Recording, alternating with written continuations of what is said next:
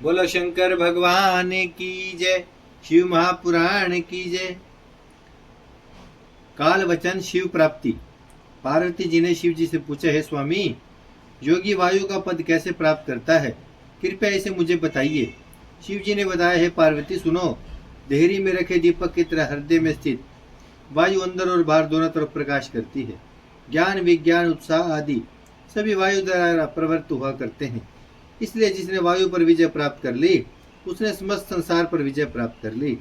योगी जन वायु को पेट में भरने का अभ्यास करते हैं। इसी अभ्यास के परिपक्व हो जाने पर उन योगियों के हजारों नेत्र और हजारों हाथ पैर हो जाते हैं।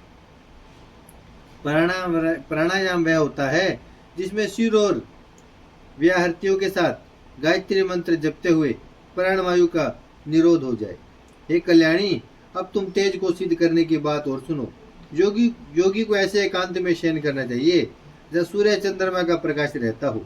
वहां आसन पर बैठकर निरालस्य होकर दोनों भुवों के मध्य स्थित अग्नि तेज को देखे।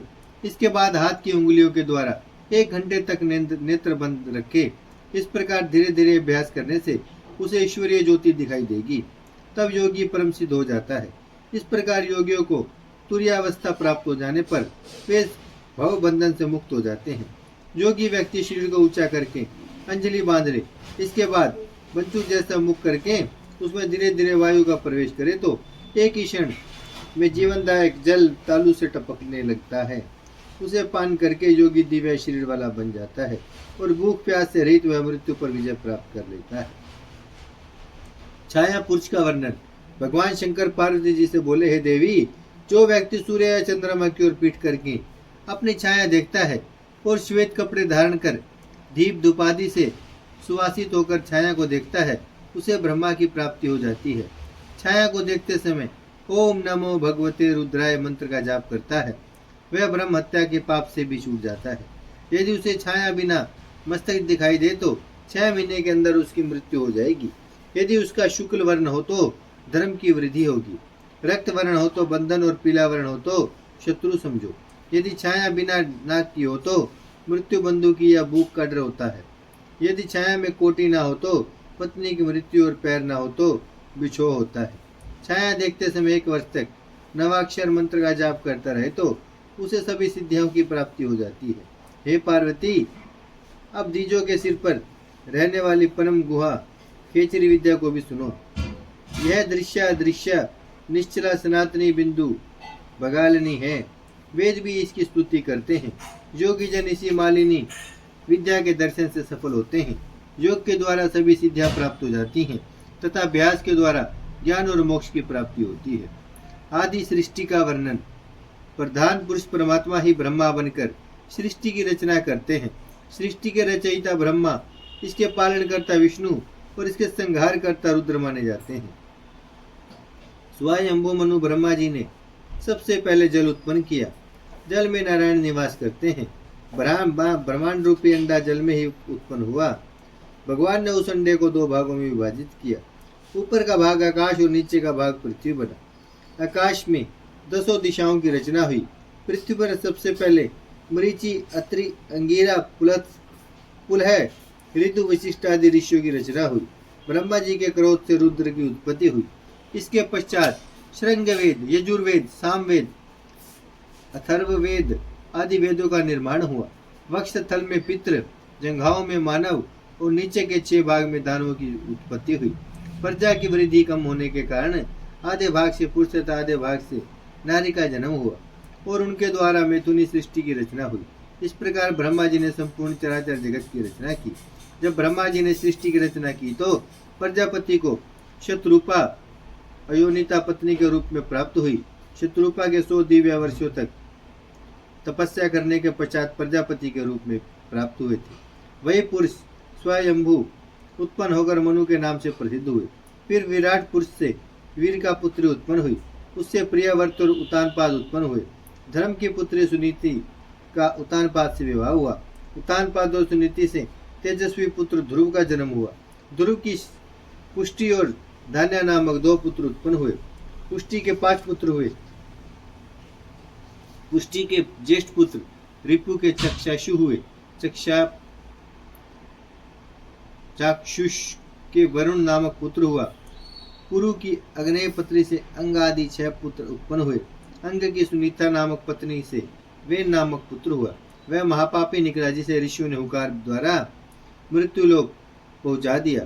सुनीता की प्रार्थना पर वेन के शरीर को बता गया। उसके सीधे हाथ के मंथन से विष्णु के अवतार राजा पृथु का जन्म हुआ।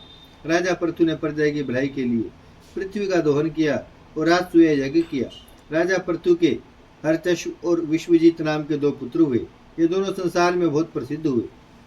शिखंडिनी ने मरही को उत्पन्न किया। मरही ने कुश की पुत्री वर्णी से विवाह किया। उससे दक्ष प्रजापति उत्पन्न हुए। राजा दक्ष ने चर अचर तथा 4 पैर वाले जंतु उत्पन्न किए।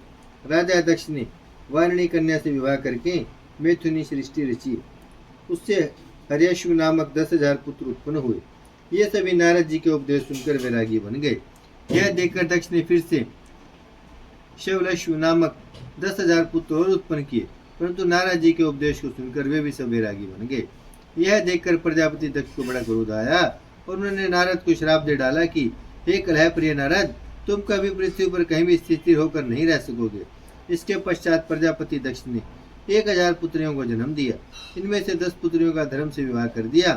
13 पुत्रियों का विवाह कश्यप के साथ, 2 का अंगीरा के साथ, 2 का कृष्णाशु के साथ तथा शेष पुत्रियों का विवाह चंद्रमा के साथ कर दिया, जो नक्षत्र के नाम से प्रसिद्ध हुई। इनसे देव दानव आदि बहुत सी संतानें उत्पन्न हुई। धर्म की 10 पुत्रियों के नाम अरुंधति, वसु, यामी, लंबा, भानु, मारुति, संकल्पा, मुहूर्ता, संध्या और विश्वा थी। इन सबकी संतानों के नाम इस प्रकार थे। विश्वा के विश्वे देवा हुए, संध्या के साध्य, मुहूर्तों के मुहूर्तज, संकल्पा के संकल्प, मारुति के मरुत्वान, भानु के 12 पुत्र भानु, लंबा के धोष, यामी के नाम, वसु के अष्टवसु और अरुंधति के पृथ्वी उत्पन्न हुई। वसु के अम्र, ध्रुव, सोम, थर, अनिल, अनल, प्रत्युषा और प्रभाव नामक 8 पुत्र हुए, जो वसु के नाम से प्रसिद्ध हुए। ध्रुव का संसार में प्रसिद्ध काल नामक पुत्र उत्पन्न हुआ। सोम के वर्चा नामक भगवान हुए।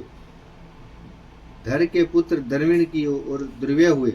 मनोहरा से रमण, शिशर, प्राण आदि हुए। शिव पत्नी से अनिल का पुत्र पुरोंजन हुआ। अनल के 2 पुत्र हुए। अग्निपुत्र कुमार स्वामी कार्तिक उत्पन्न हुए। उनके शाश्व विशाख और तेगमेय नाम के 3 पुत्र हुए। वसुप्रभा से विश्वकर्मा की उत्पत्ति हुई। विश्वकर्मा एक महान शिल्पकार थे। रेवत, अज्ञ, भव, भीम, वाम, उग्र, वृषा, कपि, अजेकपाद, अहिर्बुधन, बहुरूप तथा महान नायक, ये 11 रुद्र हुए। वैसे तो रुद्रों की संख्या करोड़ों में है, परंतु अजयपाद, अहिर्बुधन, तवष्टा, वीर्यवान, हर, बहुरूप, त्र्यंबक, अथ, राजित, वृपाकपि, शंभु, कृपदी तथा रेवत 11 रुद्र संसार के स्वामी। बोलो शंकर भगवान की जय, शिव महापुराण की जय।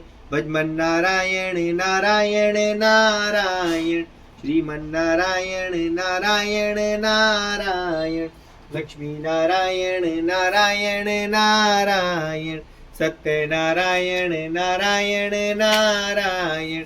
भजमन नारायण श्रीमन नारायण, लक्ष्मी नारायण सत्य नारायण। भजमन नारायण नारायण नारायण। बोलो शंकर भगवान की जय, शिव महापुराण की जय।